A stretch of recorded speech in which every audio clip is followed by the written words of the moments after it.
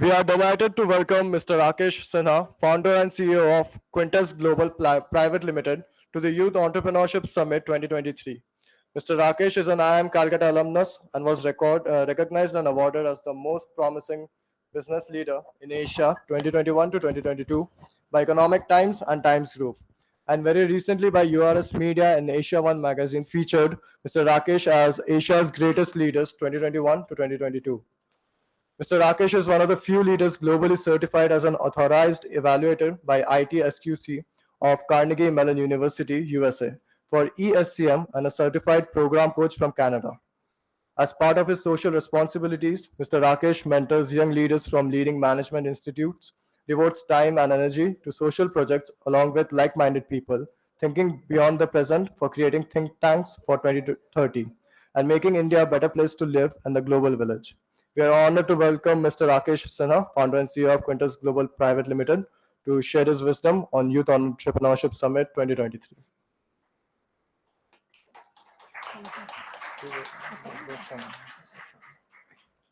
Envision Cell is proud to welcome Darshana Ramachandra to Youth Entrepreneurship Summit 2023. Darshana is one of the top 40 global workforce game changers under the age of 40. She is also recognized as one of the top 10 national level HR icons by the NHRD in 2015.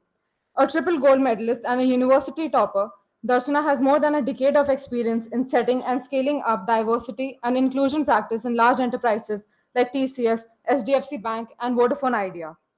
Darshana is currently Assistant Vice President at Avtar, India's premier DEI solution firm, leading the new initiatives practice. She loves anything intersectional and believes that bringing together passion, skills, and purpose can create magic. Envision Cell is proud to welcome Darshana Ramchandra to share her wisdom on Youth Entrepreneurship Summit 2023.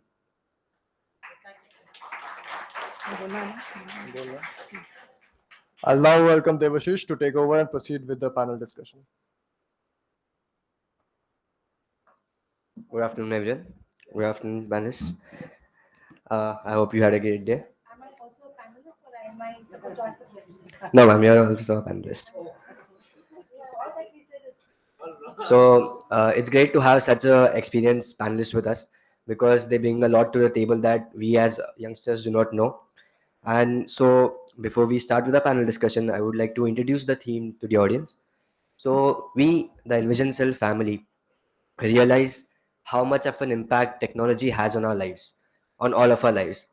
And we also realized that there are a lot of social issues in our country and in our world that can be solved using these technologies, right? So keeping that in mind, we created the theme for our event this year as Socio Tech. So what is Socio Tech? Socio Tech is basically using the developments in technology that we are pursuing for the benefit of all of us, for the benefit of the whole society.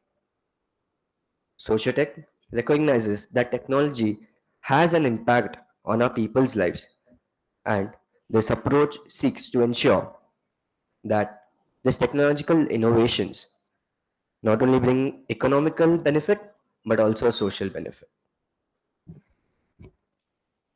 So, with this, I would like to begin our panel discussion with a first question. I would like Mr. Rakesh Sinha to please give his views on what he has to say about Socio Tech.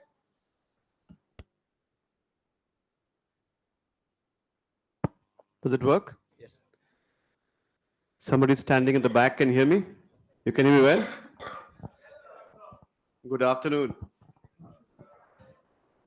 And any time after a lunch session is going to be always a difficult sessions, right? I'll start before answering your question. My own personal experience of sitting like you guys few years back. And I always believe these are the opportunities we always have not to learn something new in terms of the content, but to learn something new in terms of how we can, raise ourselves to a next level.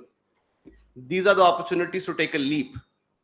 And I believe this is a great opportunity your institution has provided by taking all these efforts and many of you who are behind this entire initiative and the event.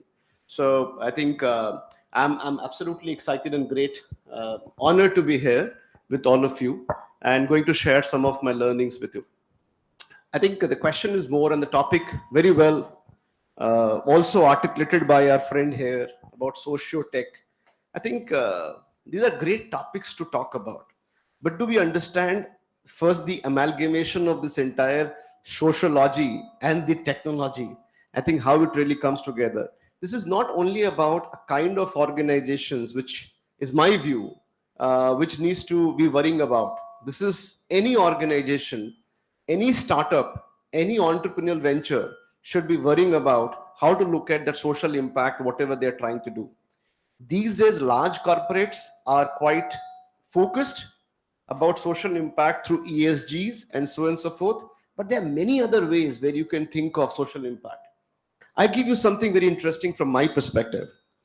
I have been part of few, startups and created something which has been valued by the industry and the leaders like you. I created something in India long time back in 2011 when I was in pretty much in my late 20s, an industry forum where not anyone was aware of what's happening in that industry segment in India. Not even NASSCOM was focused on that. Not because they were not interested. No one thought that this aspect is something which is important, critical to be dived into. And I'll share a trivia with you guys. If you guys can bear with me, it's an interesting trivia and a story. So in fact, I was part of an event at London, which was organized by a very large industry association. And they were all talking about the best practices, benchmarks. I'm sure you'll be hearing also about terms like best practices, benchmarks, and so on and so forth. And an authority on best practices benchmark, a very large organization was presenting its report. And I asked them a question out of curiosity, absolutely genuine curiosity. How many of Indian leaders or Indian companies have polled in for it? And the answer was none. And that IT services industry in 2011 was already doing about 57% of IT services exports, business services exports from the land of India. That industry is the fourth largest contributor to the GDP of India. And you think about it, somebody is saying best practices and not even getting the leaders in India sitting in India polling into it. How I'll believe it to be a best practices? I'm a nationalist. I don't mind saying that, right? And I felt bad about it. I really felt bad about it. And I came back and with a lot of vengeance, and I'm using the term with a lot of care and caution, with a lot of vengeance, because I'm an entrepreneur at heart, so I also have passion, but that vengeance and passion enabled me to create an organization focused on bringing the awareness of shared services and IT services in India. Because IT was heavily focused by NASSCOM, but this IT enabled services and shared services was very less focused. So I formed this company or an industry association by name Shared Services Forum to bring that connect of the country as a society, as well as bringing the awareness through the technologies. It's a portal, frameworks, etc., etc. The second one, please do stop me if I'm going beyond my, your time script, right? So, right. So do stop me. That's fine. Please go ahead, sir. So second one, I think, which is very interesting, I learned recently is there are a lot of, I don't know how many of you know, or if I give you an interesting point by saying, you all know IT services. India is a land of IT, right? We all talk about technology, etc., startups, numbers you can throw like this, right? Tell me 5 top product companies which are global in the nature. IT product companies, global in nature. उसके आगे जाओ यार, वो सबको मालूम है. उसके आगे जाओ ना, जो तो पता है. I know it. What else? Sorry, come again. Okay, it's not global. I mean, it's not that same way you can think about the way you can talk about many other IT companies globally.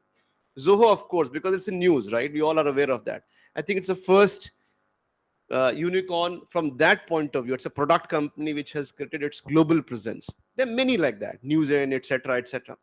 The point is, this is something which we are doing as a part of my Quintes Global Avatar, is that we are creating a tech ecosystem, and we are trying to encourage all the IT product companies as a part of my ecosystem to sell to the global world as well as to the India organization, because we have realized that the same features and the product, whatever the global organization, Silicon Valley is able to throw something back to us, our Indian startups are able to create something at a cost of 1/10th, 1/17th, and so on and so forth. And how can we really encourage that? That's one thing which I'm absolutely very excited about on the Socio Tech. But I think this is the major challenge. And the last point I want to talk about on the Socio Tech, the major challenge is, this is another challenge of an entrepreneurship avatar, right? The moment you brand something like Socio Tech, you start again getting, colored by the way you are passionate about it. Therefore, I'm sure all of you you're aware of, there are four kinds of fit when you're looking at any startup or an entrepreneurial journey. It starts with the problem solution fit, where the ideation comes. Then it goes to something called vision, vision and founders fit. And then there's a third fit, which is the product and market fit. And the fourth is business model and the market fit. Actually, -3 to +3 really happens through this four fit. It starts with ideation, concept, commitment, validation, scaling up, and growth. In case of normal startup, they fail because they focus too much on the product and market fit. They focus less on where problem and solution fit. They focus less where the vision and the founders fit. You will find the vision of the company and the founders vision are not aligned. And they also have a challenge of this business model with the market fit. Socio Tech, whatever I have seen as an organizations, there many times the challenge is they are having a great story on the problem and a solution. They have a great vision and the founders passionate about that vision. These two are so powerful for them. Where they have a challenge is converting that problem and solution to the product and market fit, and then to the business model and market fit. That's where the validation and scaling up happens. So they are very good in terms of two areas, unlike the other startups. I wanted to make some quick points to you, and back to you. Thank you, sir. So, as sir talked about how it affects the IT industry, but Darshana ma'am, I would like to ask you, since Darshana ma'am is the AVP for Avtar Group, and Avtar Group works strongly for the diversity. So, I would like to ask you, how does Sociotech fit into your organization?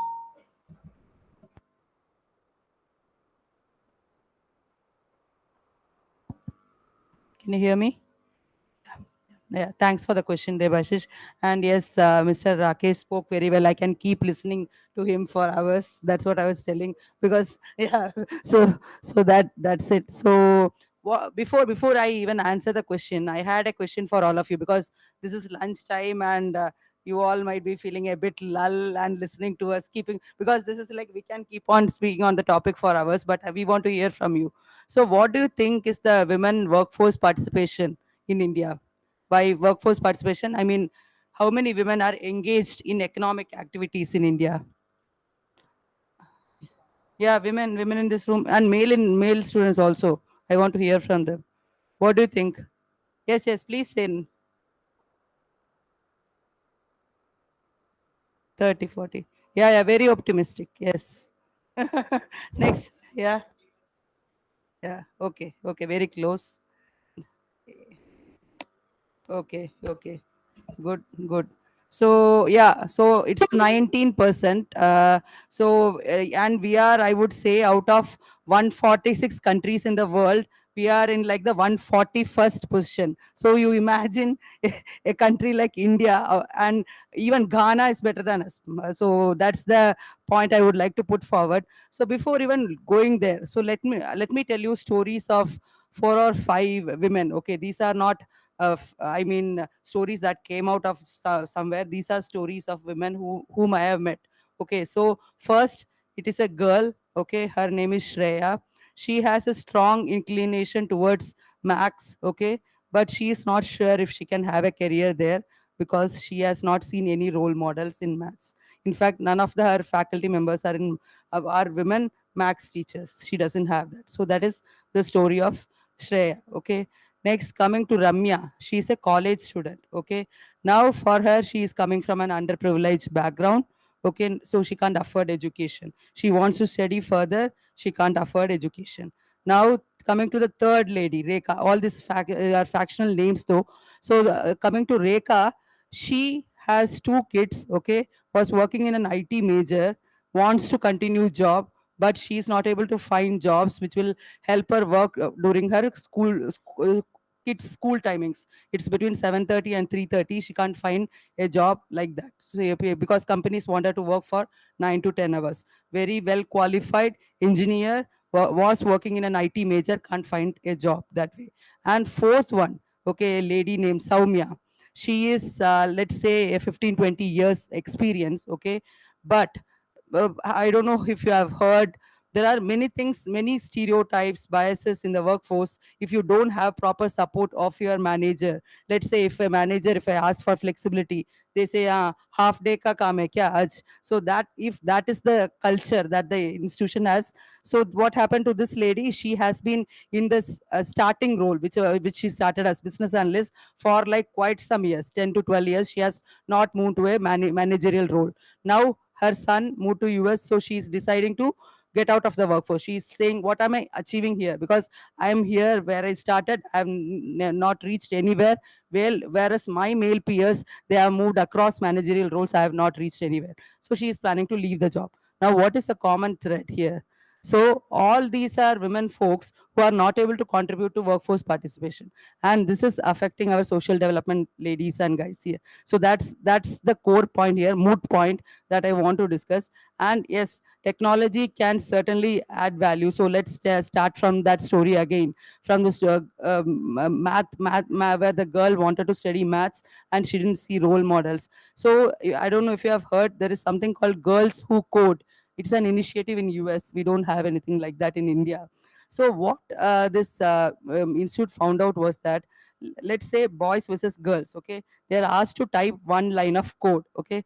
Now what happens? Boys do the exact same thing. They write one line of code where they are not sure whether they are right or wrong. They keep on, they write that. Now, even the brightest of the brightest girl students, they didn't even write one line. So they thought, what happened? They listen well in the class, they answer well, they are not answering. So what they did, they backtracked the keystrokes. And what they found was magic.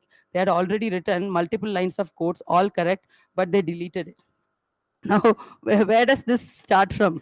For women, even at younger ages, we teach them to be perfect. But for male students, it's like, you take risks, you be brave. So even when it comes to salary negotiation, they are brave. Women are like, should I ask for salary? They will give me now. If I'm working well, I'll get the salary. So that's how we have been brought up, including me. We are taught to be perfect at some point of time, but not to be bold. So this is what we need in the next generation. So for the first case study, yes, she can, if initiatives like this Girls Who Code comes up, she will know there are mentors throughout the world whom she can access to, and yes, she can crack the glass ceiling there. So that is first thing. Second thing, I think it was a story of a college student, underprivileged. So yes, through these digital communities, first, now there are corporates who are giving laptops and different types of courses. They want to do it under CSR, right? But people do not have visibility. So can it reach these underprivileged youth? For example, at Avatar, we have something called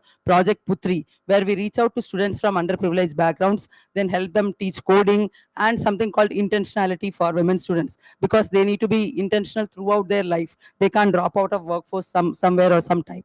And the third one, this lady who has two kids and want to come back to work. One, corporates can create roles where they can work from anywhere, remote positions, right? And second, to create this visibility, they should know that there are digital job portals where they can go and search for jobs. So all these technology is connecting. If you see how technology is connecting the social cause of bringing more women to workforce. So what I am trying to say is, technology, yes, it is the backbone, but there are these entire set of social causes that we need to look into, especially bringing more women to workforce, because we have 50-50 in terms of demographics, but why is it not reflecting in workforce? So I will leave it there and let you reflect on that. Thank you, ma'am.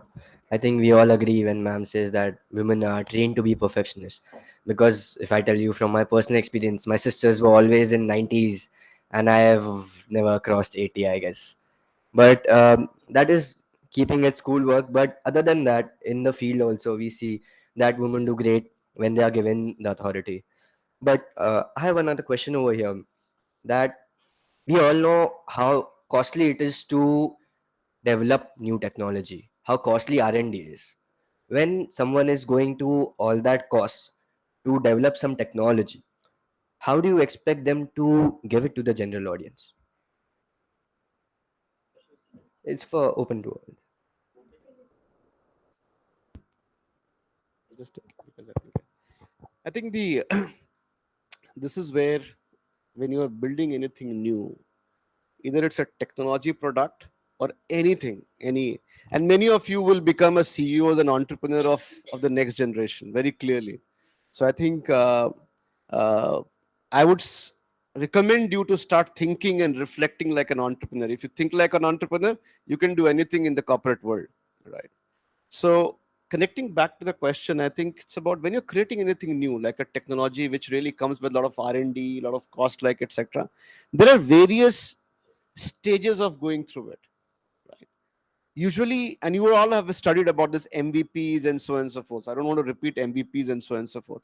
But what is important is, as a passionate entrepreneur, when you're creating a technology for a purpose, you need to be very, very careful that are you getting too emotional about your product and technology, or are you balancing the technology readiness required to connect to the purpose? If you have a balance, and usually I always say, this is where I was going back to give the example. Many socio tech organizations have this challenge. They become too emotional about things.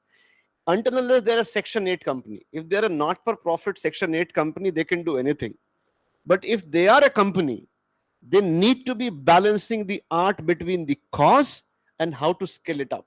Otherwise, their cause will not be served. So that is where your investment, you have to balance it. So don't get emotional. You have to be passionate.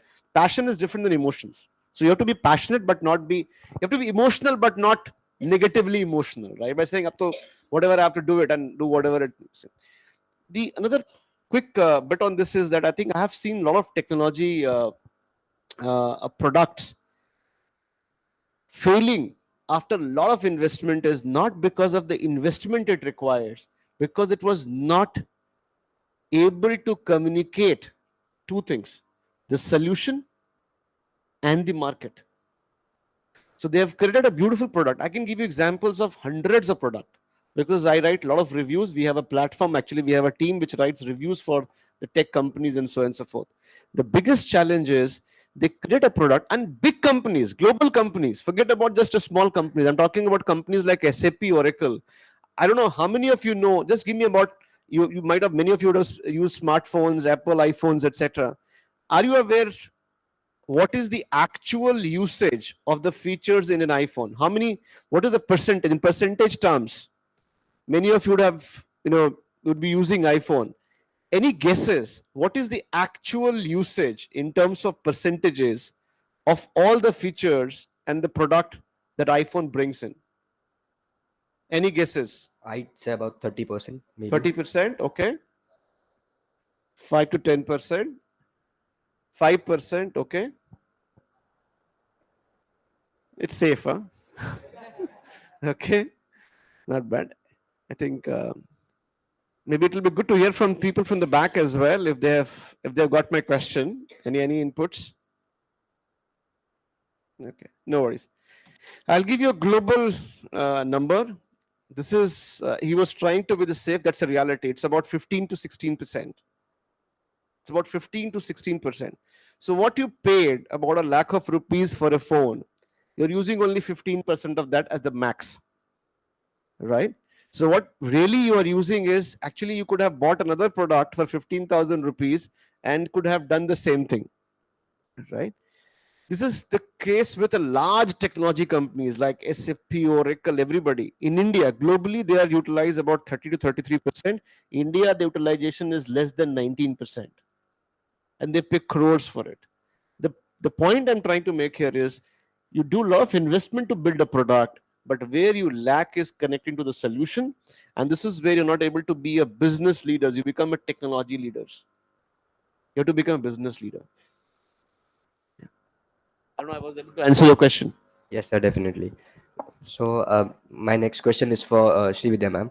So as Rakesh sir talked about Section 8 companies, and we ourselves have a Section 8 company. So I want to ask you that how does a company go about measuring the impact it will have on the social? Okay, so I think your starting point has to be to typically think about what is the social impact you want to make. See, a lot of times we get concerned about what is happening on the ground and saying, okay, here is a fix, right? So sometimes the fix is not fixing anything, but we feel like we are fixing something, right? So sometimes I think it's important. And again, I will go back to my favorite trait being in education, the fact that for instance, we say we have so many edutech companies. 2020 2021 saw the biggest growth in edutech companies in India, and everyone was saying we are going to find solutions. But after COVID, all of us sitting here know we didn't like online education so much. Frankly, we don't like sitting in a class at all. So so again, I think what we really need is a complete redefinition of what we mean by education.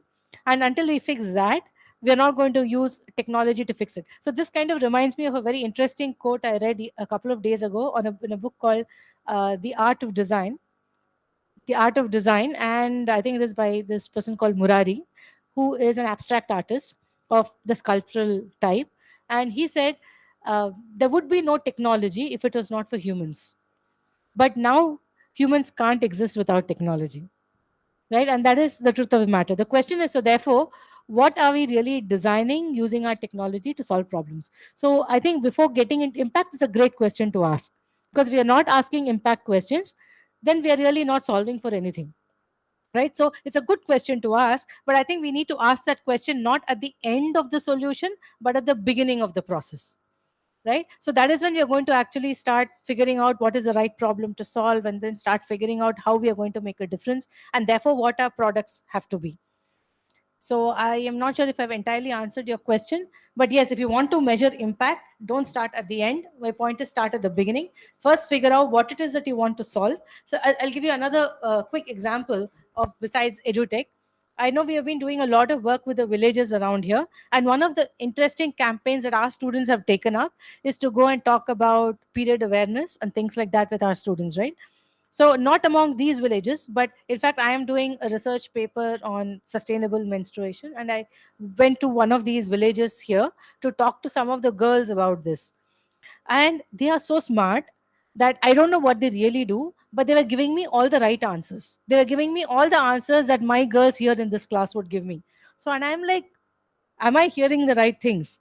So then when I really asked them the right questions, and what I really realized they wanted was not really the material itself. What they were really wanting, they're basically like, you know our problems, why are you asking me these questions, and what do you think I'm going to say? I mean, that was the vibe I was getting through the entire conversation. And what I really came away with was saying that anything I'm going to tell them or anything else as a solution I'm going to give them is not going to work. But fundamentally, where I want to really start is maybe buy them an incinerator to get rid of the products they have. They live in environments we live in. We don't know where to dispose of our things. So in the environments they live in, where are they going to dispose of things? So if I want to make an impact, maybe that's where I need to start. So my answer to your question would be, if you want to figure out what understand impact, start with questioning what it is that you want to achieve. Start there, then we will get the impact automatically. Thank you, ma'am. I don't think we could have had a better answer, but I completely disagree with you. that we do not love sitting in our classes. We love sitting in our classes. It's just that we need our friends besides us. And so, Darshana ma'am, as ma'am said, that's where you start. So, from here, going forward, where do we start from here? What do we do in the future to achieve our goal for sociotech? Very good question, Debashish. Thank you for that. So, see, I would like to start here. We are sitting in Bodh Gaya, where goddess Sita set a role model by doing the Pindadan, which only male fellows were doing, right? Only male people were doing. We are in a patriarchal society for years. So, first of all, why gender diversity or women workforce participation? You must be thinking, why is Darshana is keeping on talking about this gender diversity or women workforce participation? One, the primary thing is, see, if we have to achieve 50-50 at some point, okay, as per World Economic Forum, it will take 98 years for us to achieve 50-50. 98 years, 2 years short of 10 decades. So that's where we stand. Okay, so now if we have to do something here, someone should start somewhere. So when even goddesses at that age like Sita has set a role model, why can't each one of us take up something, even at individual level? Because corporates can do a lot, government can do a lot, but can that spark start from internally? So let's say one of us can be a volunteer, say STEM volunteer or something, for these students who, because many of us are engineers here, right? So why can't we go and tell these girl students that you can be an engineer, you can excel in STEM? Or let's say when it comes to the college age, can we go and teach them some subjects on AI, ML, or let's say anything that will get them a job, any life skill? So can we help these college going women students with some life skill? Or let's say at even a small bit, if some qualified women is sitting at home, whoever you know in your vicinity, can you just tell them, don't do this, you are seriously affecting social development of India, so go and apply for some job. It can even be something like a part-time job, or you can even do a half-day job, or you can even go and teach someone. But don't do this, don't sit at home. So it can start from our own end. So at every individual, each one of us sitting in this room have that spark, and we can do things. So let's get started. That would be it. Thank you, ma'am. And Tejas here had a really good question for you. He was asking that as you're talking about women problems, so can you point out exactly one fundamental cause that is creating these problems, and that would solving them make away all the problems go away, or just a few of them? So very good question. So it need not be one fundamental cause. There are many fundamental causes, but I don't know which one to pick. So I would. So recently there was one research, okay, which talked about mobility. Okay, so it compared women getting out of homes versus men getting out of homes. So what it said that post pandemic, 53% of women are sitting at homes. They don't even get out of home even once a day, whereas for men, less than 10 percentage of men sit at home. Less than 10% sit at home, whereas 53% of women hardly get out of home even one day. So my only point is, first, while a lot of things can be done on mobility and getting these women out of home, so that is one fundamental thing, mobility. So can these women, so let's say there are many tasks which are not even counted. So many of these women are working as maids, right? It doesn't get counted in your workforce participation and all. But many of them are even scared to come out of homes. So can we get them out of homes first? Because jobs are there, any type of job you can do. Start with even what I was talking about, being a teacher or a service person of any sort. But are you even willing to get out of homes? And are the males in the home being an ally? Can they support them to get out of homes? It can start from there. It is, yeah, because it's of they are not few cases they are forced, but a few cases they are forced. We are not aware of those stories, but many cases, yeah, and not entire 53%. Because this is, see, at some point we have been told that, okay, if if your spouse is earning well, okay, your primary job is first two things. Your primary job is caretaking of elders at home, caretaking of kids. Okay, it's always been told that women have to do this. So first is, if the men at home, are they willing to do the equal part? Are they okay to question the traditional gender roles? Are they willing to question the traditional gender roles? It can be first thing. Second, if women are themselves sticking to this, okay, can we create, that's where I'm telling you, can each one of us take that role of telling them, no, this is not where you should be, you can do something outside of work. So we need to see, it's a sort of conditioning that is happening for years. So why this entire cause of gender diversity? Because one, India has been a patriarchal country, which we know, and two, we have been conditioned for years like that. So now we are at least talking about it. So can we change that conditioning? So two levels, male and female, both levels we have to do. Really like to add to what Darshana said. So, a couple of things, in fact. First is, I think what she's really talking about when you say women self impose this upon themselves, it is true. Men and women, we do put a whole um, lot of constraints on ourselves based on, like she rightly said, the social construct that has been developed around us.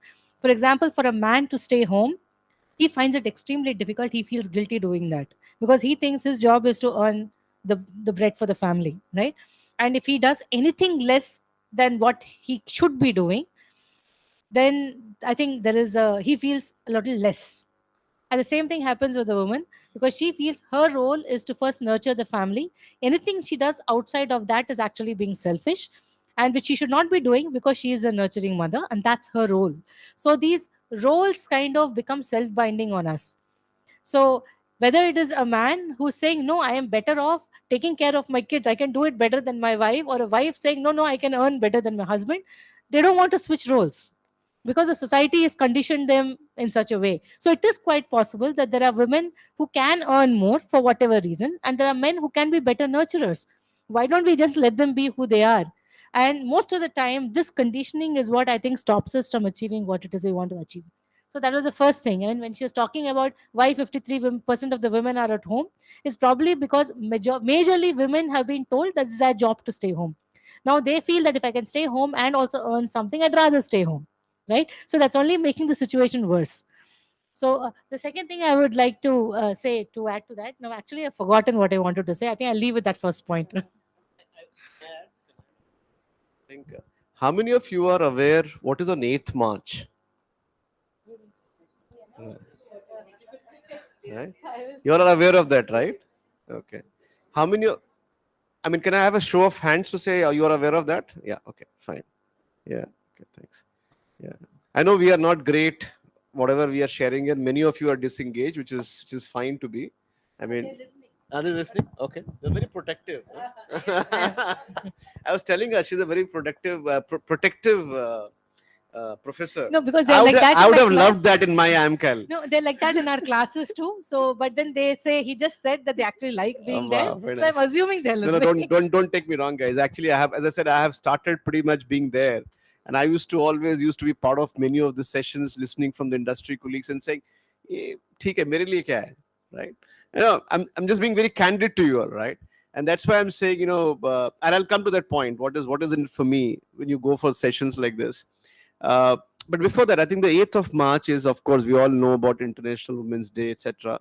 I think how many of you are aware that there are two themes which is there for this year? There was a theme last year. Are you aware of a theme last year?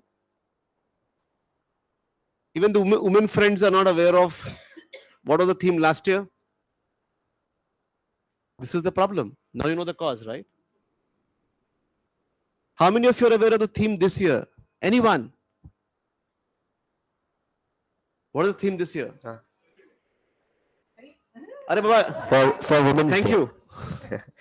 The theme for Women's Day. Things for Women's Day, yeah. Right. So, yeah, please, somebody raising the hand there. Sorry? No, can't hear you. My bad. Gender equality in terms of? Not bad. You are very close to it. It's called Digital All. It's called Digital, which is from UN. And I think the International Women's Day has given a different theme. There are two themes. Last year, the theme was breaking the bias, right? The last year it was breaking the bias. This year that there are two interesting themes is called digital, which means that every individual, irrespective of whatever it is, then it becomes a part of a corporate responsibility as well. It becomes a part of responsibility for you all as well. How to make sure not just your sisters, spouses, friends, etc., being digitally savvy. Is your grandmother digitally savvy? Is she able to do a financial transaction on a mobility? Is your maid able to do a financial transaction on a mobility? You can take a responsibility. So you don't need to do major things. You can't take a, you don't think about big stuff. Think about small things. And that is all about bringing that difference. Second, the theme this year is about embracing equity. It's called Embrace Equity. Equity is a participation in anything, right? Multiple stakeholder. So it talks about how you embrace equity. How will you give respect to each of us? It could be any caste, gender, religion, as we used to talk about. Similarly, whatever, it's a men, women, whatever background, etc. How you embrace equity? How will you not create, a differentiation with the different policies and so on and so forth? Having said that, you'll be surprised to hear about that, and Darshana ji and Shri ma'am. We are one of the organization, and I being a CEO of my organization, I can be sued for it.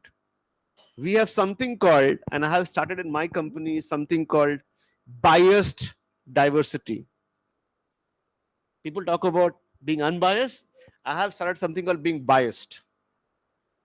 What it means here is, I say you have to, where we are as a country, as a culture, as an organization, we need to be biased towards some of these to create it.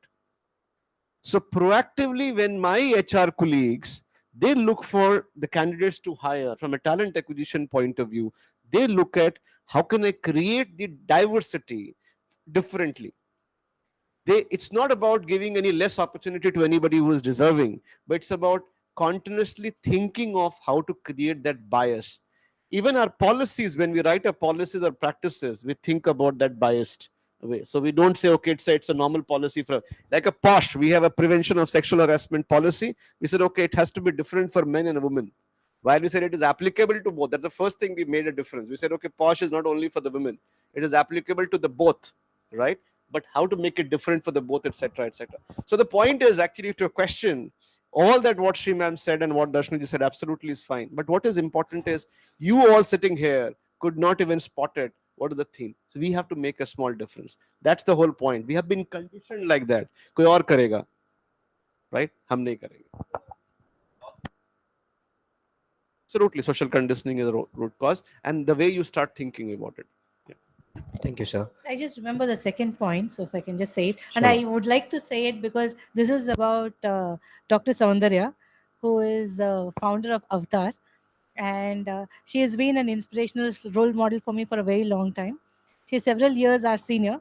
But one of the things that she was able to say openly, the reason why I kind of feel that is because there were a lot of things that I was holding back, which when I spoke to her, I wrote a case study on them. And when I spoke to her, she said all those things that were kind of making me upset and I was not able to talk about, and she was saying them openly. And I was like, wow, she said all those things. So I mean, it's okay to say them. So one of the things that she said was, the reason why Avatar was born was she was working as a marketing professional. I might have mentioned her in one of our classes. She was a marketing professional in Citibank after her MBA. But see, all of us want to get married. We want to live good lives. We want to have healthy relationships with our family. We want to raise children. And as women, we have a biological need as well as a psychological need to raise children, and we want to do that. Where is the next generation going to come from otherwise? How are healthy next generation going to happen otherwise, right? So we want to do that too. But the thing is, the minute I decide that I have a great family, now I want to build my next generation, then I'm going to have to take a backseat in terms of my career, which means all these years, 25 years, 30 years of my life that I have put into building a career, I'm going to have to suddenly give up on it just because I decide that I want to actually have children and raise a family. Now, and once you do that, you realize how far behind you get in your career, right? And that was one of her starting points in this journey in terms of understanding how educated, talented women in the workforce are unable to go back into workforce and perform as productively just because they have to take a few years break, right? And now during this break, she actually had to go back and work in a women's college, which she kind of decided to do during this break. Kind of a very similar kind of a situation I was in, because I had decided to myself when I was an MBA student, I will never be a teacher. Academics is not for me because I am so action oriented, full of energy. मैं academic नहीं बन सकती हूँ. So when I went to the US and did my GMAT, I did it intending to do another MBA. But I used that GMAT score to actually start doing my doctoral. No, that was the way I had changed as a human being, given the kind of circumstances I was in. So having gotten into it, even when you go into school, she said one of the things I observed about this girls who were getting into jobs, sitting for placements, is that girls would say, "नहीं मुझे marketing job नहीं करना है." Although I love branding and marketing, I know I'm a great communicator. I want to do marketing, but I cannot do it because I cannot travel after I get married. You see, I can't raise my family if I go into marketing, you see. So there were a lot of aspirations that girls held back and chose careers they don't want to be in, and choosing that over something else just because she thinks that is all she can do in her life. And that is so painful for a teacher to say that I can see this talent and this talent is not doing what she should be. She wants to do something else. So I think that pushed her far more into wanting to set up something like Avatar than her own personal experience. So I could really relate to it because I think all girls in this classroom might also be relating to that. How much they hold back because they think they cannot do a lot of things, right? So yeah, long answer short. I think no, short answer long. And we have placed over 1 lakh can career women. So over 1 lakh women who were on break has been placed through Avatar into different jobs. So you can imagine the type of impact And guess we know how to measure social impact now. So thank you, ma'am, and thank you, sir. So before we leave, I have one last question for sir. It is more like three short questions.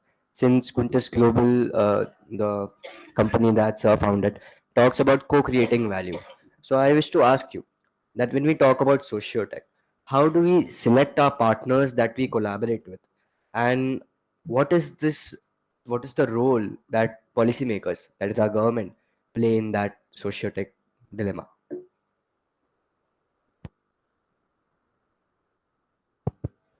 I think I'll start from the third one first. I think in terms of the role of uh, the policymakers is very very important in whatever you're trying to do. It had been with the case of agri. I think a lot of transformation has happened in agri. Women empowerment, a lot of things are coming in. I think a lot of large initiatives are there from both the central and the state governments and so on and so forth. There are special ministries which has been created for looking at some of the social side of the transformation and so on and so forth, and also embracing pretty much the new avatars of technologies, digital and so on and so forth to drive that social impact.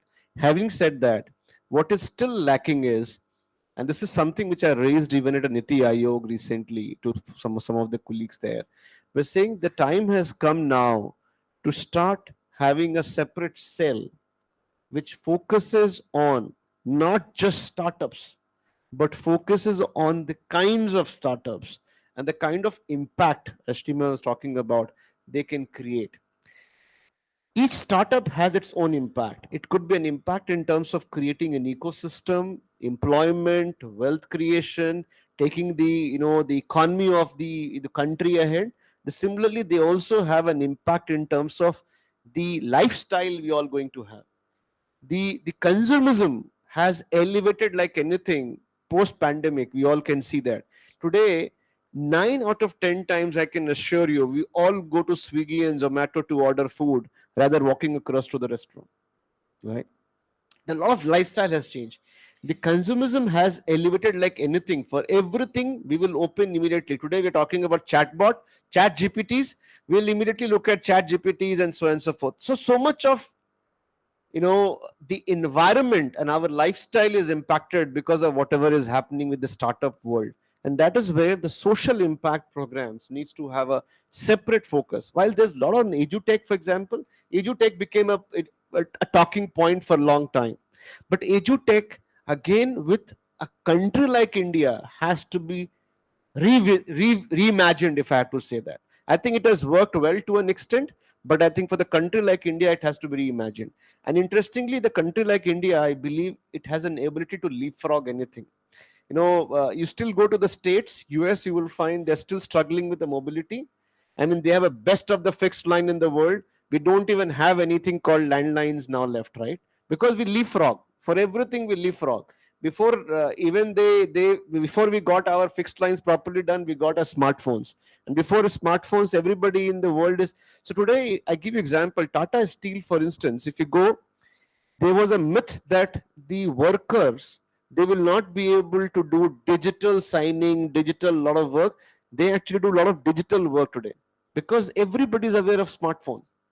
So our own classification by saying only smart people use a smartphone actually is true because they're also smart. Because we always believed that people who are educated and able to buy bigger, large phones are only smart. That's not true. So that big change has brought so government policies absolutely is important. They're doing a lot of things. It's also important for academias and the corporate to also keep working very closely with them. Going back to your first point in terms of what we are doing, I don't know how many of you are aware of my background and my organization. So I have a very interesting journey. I became an entrepreneur very early. I just came out of the school. I became an entrepreneur pretty much. And I had an opportunity to work with a founder who was bringing the similar number of years of experience as my age. So he was 25 years of experience. I was 25 years of age. That's the way the two founders we are, right? And today we work very closely. In fact, sometimes we have very different views on everything, etc., etc. The journey of the last so many years has taught me, when I was starting this Quintes Global Innovates, a third venture for me, that everything has to be co-created. You can't create everything on your own. So the co-creation came as the part of the philosophy of whatever we are trying to do. We believe you have to work, collaborate with the corporations, you have to collaborate with the people, you have to collaborate with the stakeholders to make it really happen. So to co-create. When you think of co-creation, by default, you think of working with someone. You think of, I take the responsibility to take the other party also along with me. Now, there are interesting dilemmas which I talk about. There are two things which happens. In many situations like this, actually the leaders and the organization starts believing that somebody else will do. Instead of taking them along, you think we are 50-50 partners. This happens even in a relationship, be it any kind of relationship. We always believe it's a 50-50. There's nothing called 50-50. There's nothing called 50-50 joint ventures. When people say it's a 50-50, there's nothing called 50-50. We all know it's a 50 plus 1 shares, etc., etc. Actually, I talk about very interesting philosophy, and this is something very important when you're trying to drive, is called 50. It's called 2% factor. I don't know how many of you have heard something called 2% factor. Anybody who has heard 2% factor? The 2% factor makes a huge difference. And I'm sharing with you all this in a way, again, going back to think from what you guys should take away from the sessions like this is actually these sessions are meant for 3 purposes. And sorry for getting into it. One is, of course, you get an opportunity to meet the industries. Second is what you should learn something new for your interviews in the future. And the third is, of course, knowledge and awareness. Knowledge and awareness, great. But 1 and 2 is something which you are worried about at this stage, right? So I'm just providing you some of the thoughts in terms of how to look at your journey as you want to take an entrepreneurial journey. If you want to take a social cause and entrepreneurial journey, please do it. This 2% factor is where it's called 51-49. So you have to take 2% factor, which is me and my colleagues, my team. That's our DNA. That's what the DNA we are trying to create. That we have 2% factor. So if I have to take somebody along, it is my duty, responsibility to take the person along. So when we're saying co-creating, I'm not leaving it to somebody else. Not saying, usne to nahi kiya yaar, uska bhi to kaam tha.